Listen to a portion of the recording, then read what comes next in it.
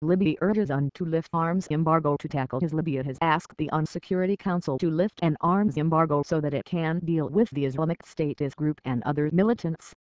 Foreign Minister Mohammed Al-Dari said that it would help the government build its army and deal with rampant terrorism.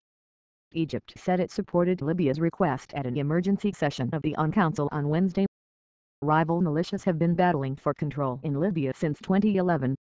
The worsening security situation has increased fears that the country's warring militias may side with its militants.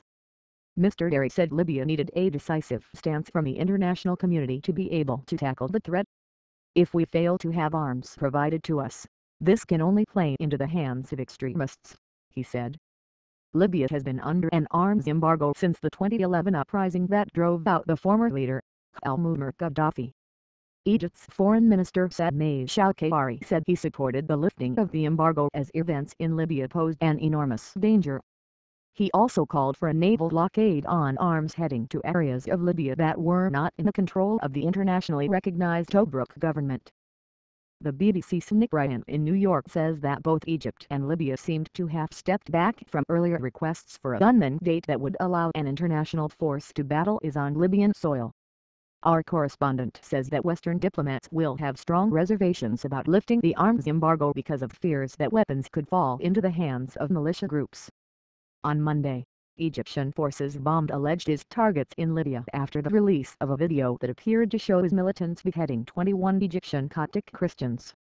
The kidnapped Egyptian workers had been seized in separate incidents in January and December from the coastal town of Sirte in eastern Libya, which is under the control of Islamist groups.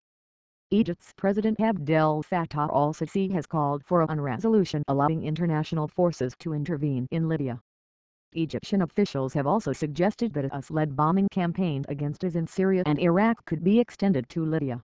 On Thursday, Qatar recalled its ambassador to Egypt for consultations over the airstrikes on Libya, state media said. Qatar had expressed reservations about supporting a clause in an Arab League resolution welcoming the strikes, a stance that reportedly prompted Egypt's delegate to the League, Tariq Adel, to accuse Qatar of supporting terrorism. Ceasefire. The deepening crisis in Libya has also alarmed Italy, its former colonial power. A video released this week by IS-linked militants contained a threat to Italy. The Italian government has also attributed the recent spike in the flow of migrants trying to cross the sea into Europe to the worsening situation in Libya.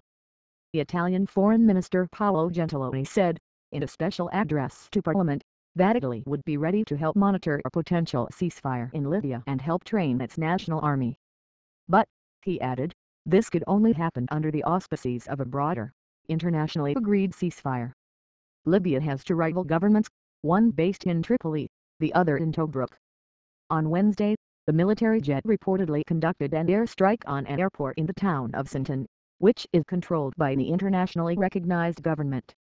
Officials told the Reuters news agency that the attack had been ordered by the Tripoli-based authorities. There were no reports of casualties.